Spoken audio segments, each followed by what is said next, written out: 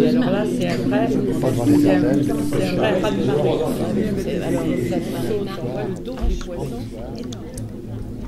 Quand je vous parle de la Charente, quel mot vous vient à l'esprit? La Charente, c'est il faut connaître la chose. La Charente, entre la Touche et le moulin, ce fameux moulin, elle se divise en deux pour commencer, puis après en de nombreux bras.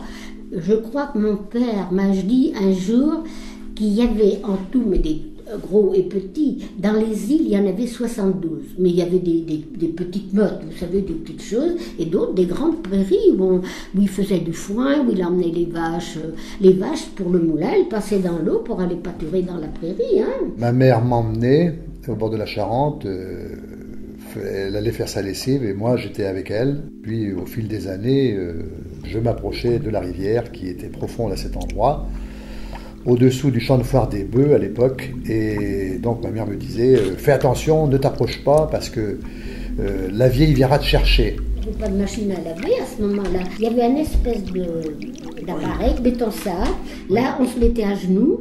Et là, c'était une planche comme ça. Et on frottait le linge dessus. Et on le rinçait comme ça. Et puis, bon, on recommençait autant de fois qu'il fallait, quoi. Et après, on allait l'étendre. Moi, j'ai toujours eu des fils pour le fin, mais il y en a qui tendaient sur les prés. Le vert du printemps, le jaune orangé de l'automne. Là, en hiver, c'est encore une autre vue. C'est magnifique parce qu'on a l'impression qu'elle est noire. Alors, c'est un lacet noir qui se développe là parmi tout ce blanc. C'est très très joli. C'est un fleuve magique. Il y a toutes sortes de légendes qui existent. Il me disait surtout, le soir ne va pas au cul de chaudron. Il y avait un endroit qui était mystérieux, qui ressemblait un petit peu à une jungle, qui était couvert de...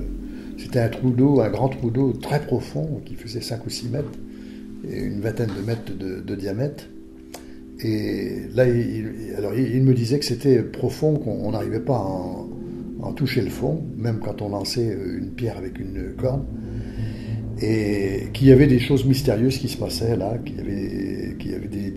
c'était un peu un endroit où il y avait des fades, des fées, et que les vendredis, souvent, il y avait un sabbat de sorcières. Il y avait des carpes, du cheval, de l'haton, il y avait le barbeau, il y avait un peu de tout, la truite.